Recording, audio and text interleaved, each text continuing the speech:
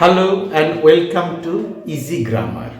ইংরেজিতে কথা বলতে গেলে গ্রামার শেখা যেমন দরকার, ঠিক তেমনই জানতে হয় ফ্রেজ, নির্দিষ্ট কিছু ফ্রেজের সঠিক প্রয়োগ। তো আজ আমরা বিশেষ একটা ফ্রেজের ব্যবহার বাক্যে কিভাবে করতে হবে সেটা জেনে নেব।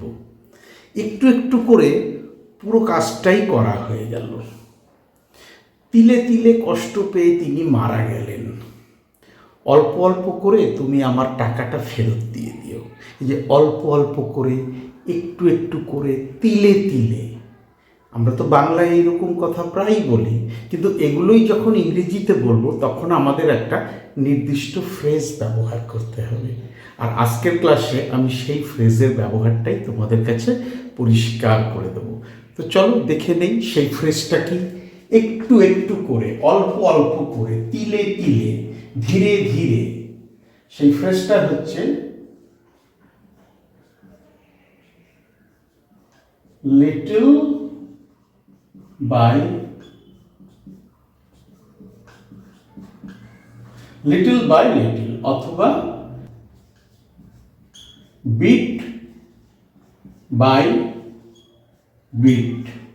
আর এর খুব কাছাকাছি ইংরেজি শব্দ হচ্ছে গ্র্যাজুয়ালি।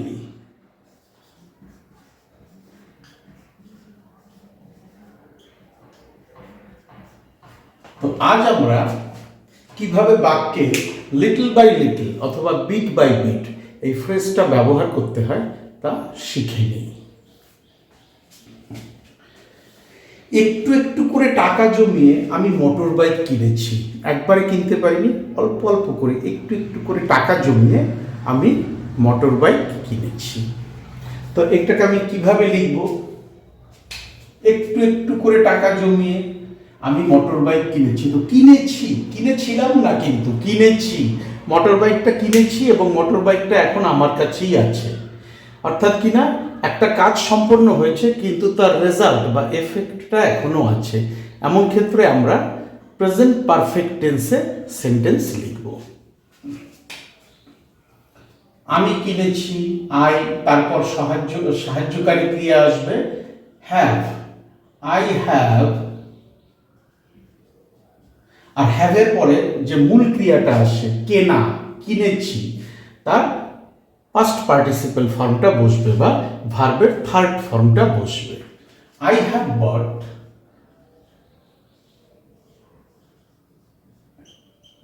আই হ্যাভ বট, কি কিনেছি? A motor bike.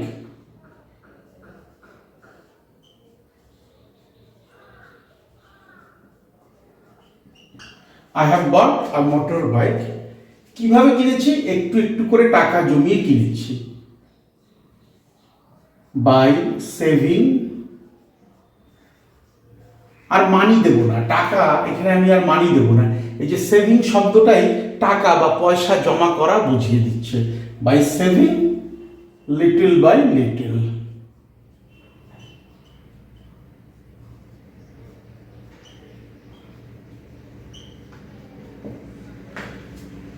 I have bought a motorbike by saving little by little. অল্প অল্প করে আমি ব্যাংকের ঋণ পরিশোধ করেছি। অল্প অল্প করে আমি ব্যাংকের ঋণ পরিশোধ করেছি। এখানেও আমি লিটল বাই লিটল লিখব। বিট বাই বিটও ব্যবহার করতে পারো লিটল বাই লিটলের জায়গায়। কিন্তু ইংরেজিতে যখন আমরা কথা বলি বা আমরা যখন কোনো কিছু পড়ি, সেখানে আমরা লিটল বাই লিটল এই ফ্রেজটার ব্যবহারই বেশি পাই বিট বাই বিটের তুলনায়।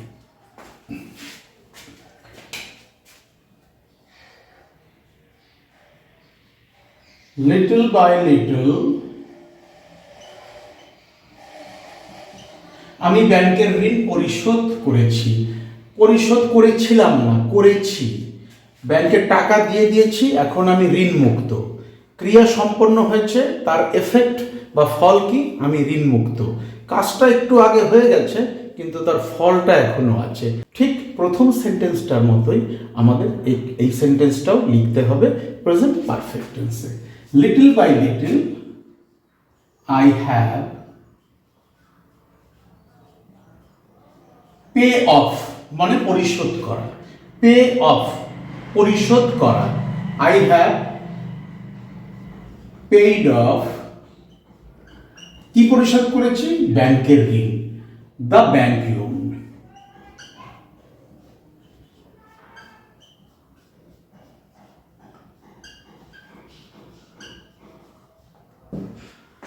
Little by little I have paid off the bank loan. তাহলে দেখো অল্প অল্প করে, একটু একটু করে, এই বাংলাগুলোকে যখন আমরা ইংরেজিতে বলবো তখন আমাদের লিটল বাই লিটল অথবা বিট বাই বিট এই দুটো ফ্রেজের যে কোনো একটা ব্যবহার করতে হবে।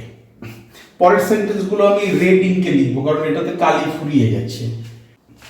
একটু একটু করে তারা বাড়িটি তৈরি করেছিল, একটু একটু করে, একবারেই বড় বাড়ি করতে পারেনি বা একবারেই বাড়িটা কমপ্লিট করতে পারেনি, একটু একটু করে গেঁথে গেঁথে তারপরে তারা বাড়িটি তৈরি করেছিল। বাড়িটি তৈরি করেছে না, বাড়িটি তৈরি করেছিল, past tense, simple past tense. তাই আমাদের এই সেন্টেন্সটা লিখতে হবে সিম্পল পাস্ট টেন্সে। কারা বাড়িটি তৈরি করেছিল? তারা। কিভাবে করেছিল? একটু একটু করে। তো চলো লিখে ফেলি।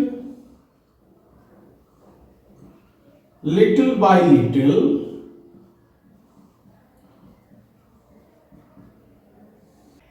কারা বাড়িটি তৈরি করেছিল? তারা। Little by little they built the বাড়িটি। একটু একটু করে তারা বাড়িটি তৈরি করেছিল। Little by little. বিল্ড এর পাস্ট টেন্স হচ্ছে বিল্ড। Build, build, build. যেহেতু এটা পাস্ট টেন্সে আছে সেন্টেন্সটা, তাই আমি মূল ক্রিয়া পাস্ট ফর্মটা ব্যবহার করলাম। বিল্ড এর past form build. Little by little they build the house. তিলে তিলে তিনি নিজেকে শেষ করে দিলেন। তিলে তিলে তিনি নিজেকে শেষ করে দিলেন মানে একটু একটু করে তিনি নিজেকে মেরে ফেললেন, শেষ হয়ে গেলেন। এখানে আমি লিটল বাই লিটল না দিয়ে বিট বাই বিটও বসাতে পারি, যে কোনো একটা। Bit by bit,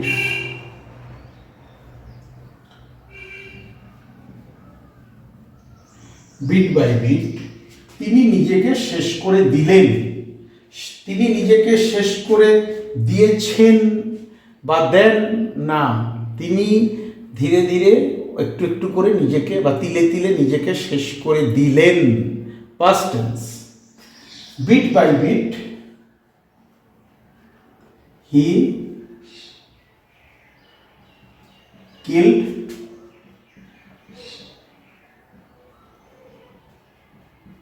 himself. অথবা এখানে বিট বাই বিটের জায়গায় লিটল বাই লিটলও দিতে পারো।